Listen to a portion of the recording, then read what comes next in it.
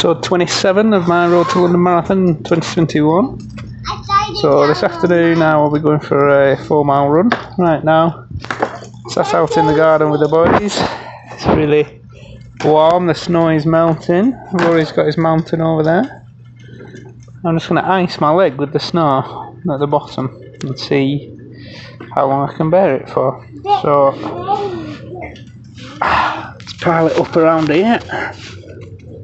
Can't do it any bad, can it, really? I'm getting frostbite, maybe. Right. Leg. And the sore bits are in the snow. So I'll take this opportunity to talk about previous marathon attempts. So in 2016 I ran the Blackpool Marathon. That was my first ever marathon that I run. I way undertrained for it and was nowhere near prepared for it. Suffered immensely on the way round. I was glad to have my family and friends there supporting me. My cousin Rhett was stretching me off on course when I couldn't cope. The low point was being overtaken by a man in a Scooby-Doo costume that I couldn't keep up with. On the way round, after sort of mile halfway round, I was being followed by a guy working for St John's Ambulance. I was probably a bit after halfway, maybe somewhere between 18 and 20 miles, but then he was following me the rest of the way, telling me to stop because I was going to hurt myself and I was really struggling, but I refused to stop. I gritted my teeth and I hobbled round and I finished in a time of 5 hours and 1 minute, which is not brilliant, not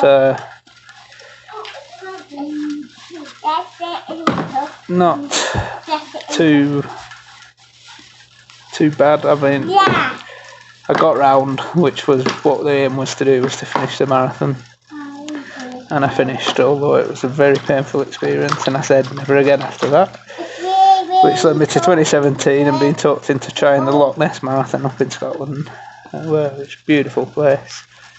Again, I probably didn't train enough, but I did enough to get me round in a time of 4 hours and 31 minutes, I'm going to say, something like that. 4 hours 30 something minutes. I'd say it was a better experience, but definitely at the halfway stage this time, my knee started hurting and I had to stop for a bit and regroup myself, take some painkillers. So my running partner Adam, I told to carry on, so he left me while I sorted myself out. And then somewhere around the 20-mile mark, I caught up to him again after I recovered and ran through the pain, and I caught up to him, overtook him because he was struggling at that point. I offered him words of support on the way past. Honestly, the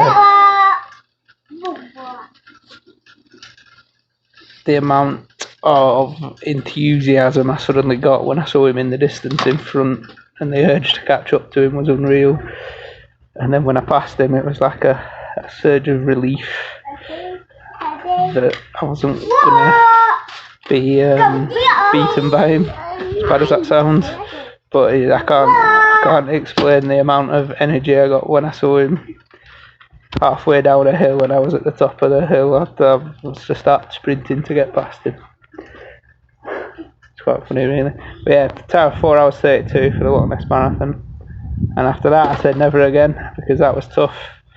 But I still go and enter the London ballot for the marathon, and I got in this year in the overseas ballot after years of trying. It's a bit bizarre, really. So one last marathon, but I've said to myself, once I get into the training this year and I establish a level of fitness, I'm not going to let that slip. I want to carry on running afterwards, so who knows, there may be others in the future. As long as I can get myself to the level where I can get round and just keep it going, because it's far much harder to get going again, and trying to run through these little injuries and uncomfortableness than it is to just keep going afterwards, I'm going to assume. So that is my plan. Anyway, there's two little tales about marathons that I've run in the past. Struggled with, didn't train in before, which is what I want to avoid this time. Fortunately, not off to the best start, but we can pick up on that, which is good. I just finished 4 miles. Harder than I wanted it to be. The first 2 miles, my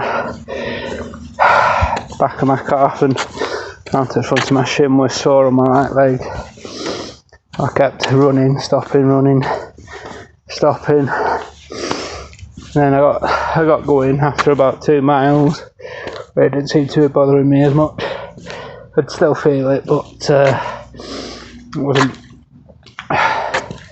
wasn't as painful. So I got going after about 2 miles. I can feel it now. I've just sat down, but I got the distance in. That's the main achievement. But it's just over 10-minute miles, so I'm pleased with that. And I say when I got going after 2 miles, it didn't seem to bother me as much. So maybe it's just something we'll have to deal with for a few weeks and just try and run through the first couple of miles when it's bothering me, and then hopefully it'll settle down. We'll see how it goes. I feel like a bionic man. I've got calf sleeves on, knee sleeves on, a knee brace on my right leg, back brace on. But we're getting there, Got out and I got the distance in. That's what counts. So, I'm going now and have a shower to try and stretch off. I might sit that while I'm back in the snow for a bit. We'll see. But, yeah, next one Sunday, 5 miles. So if I hit that, then I've hit the 3 runs I had scheduled for the week, which is the main thing. And the extra stuff, I've been out walking. Sunday tomorrow. And some strength training, which I've been doing more sort of stretching and mobility than strength training this week, 'cause my back's been sore, but I've been getting that in to try and loosen my back off, so there we go. So next one is on Sunday tomorrow. Might do a little walk or a little bike ride or something, see how the roads are tomorrow, because it's been quite warm today. So there we go. Thanks for watching, thanks for your support. See you later.